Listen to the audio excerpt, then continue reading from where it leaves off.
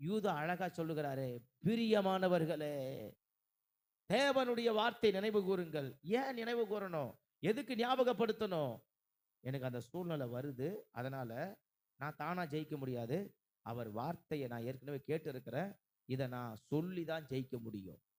அல்லேலூயா! இப்ப நம்ம புரிந்து கொள்ள வேண்டும்.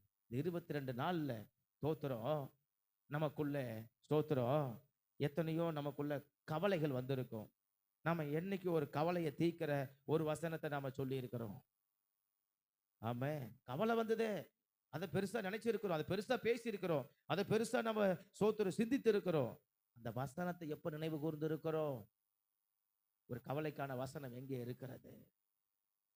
வருத்தப்பட்டு பாரு சுமக்க நீங்கள் எல்லாரும் என்னிடத்தில் வாருங்கள், நான் உனக்கு இளைப்பாறுதல் தருகிறேன். நான் இருப்பிடத்தை சொல்லணும். நமக்கு அதுதான் சொல்றேன். கவலைன்றது நமக்கு ஸ்தோத்திரம் பொதுவா படக்கூடியது. ஒரு கவலைக்கான ஒரு வசனம் நமக்கு என்ன பண்ண முடியல? நினைவு கூற முடியல. வியாதி நமக்கு பொதுவா வரக்கூடியது எல்லாருக்கும். அப்போ ஸ்தோத்திரம் நம்ம எல்லாரும் ஸ்தோத்திரம் நம்ம சொல்லுகிறோமா? வாதை உன் கூடாரத்தை அணுகாது, பொல்லாப்பு ஏது உனக்கு நேரிடாது. நம்ம சொல்றோமா? அல்லேலூயா! ஐயோ! வியாதி வந்துச்சு. உடம்பு சரியில்ல பாஸ்டர் 4 நாளா ஜுரத்துல பத்துக்கினேன். ஸ்தோத்திரம். நம்ம எதை பெருசா பார்க்கிறோம்? ஜுரத்தை பெருசா பார்க்கிறோம். தலைவலிய பெருசா பார்க்கிறோம். வயிற்று வலிய பெருசா பார்க்கிறோம். இதுவரைக்கும் நமக்கு கர்த்தர் கொடுத்த வசனத்தை நம்ம பெருசா பார்க்கிறோமா? ஆமென். நம்ம சூழ்நிலையை தான் என்னைக்கும் நம்ம உயர்த்தி பேசிட்டு இருக்கிறோம். இன்னைக்கு இருக்கிற இந்த காலத்து ஸ்தோத்திரம் கிறிஸ்தவர்களுடைய நிலையே அப்படிதான் இருக்கிறது. சூழ்நிலையை உயர்த்தி உயர்த்தி உயர்த்தி உயர்த்தி பேசுவது. கையில் அப்போது எதுக்கு தேவ வார்த்தை இருக்கிறது? ஆமென். ஆதியிலே வார்த்தை இருந்தது. அந்த வார்த்தை தேவனிடத்தில் இருந்தது. அந்த வார்த்தை தேவனாகவே இருந்தது.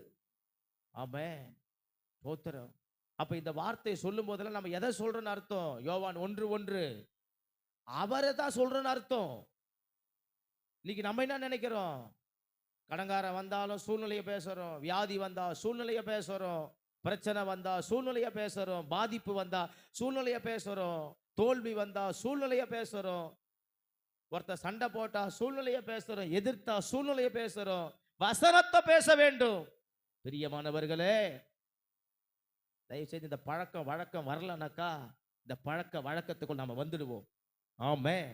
வசனத்தை பேசுவோம். என் வார்த்தையை நினைவு கூறுங்கள் பிரியமானவர்களே.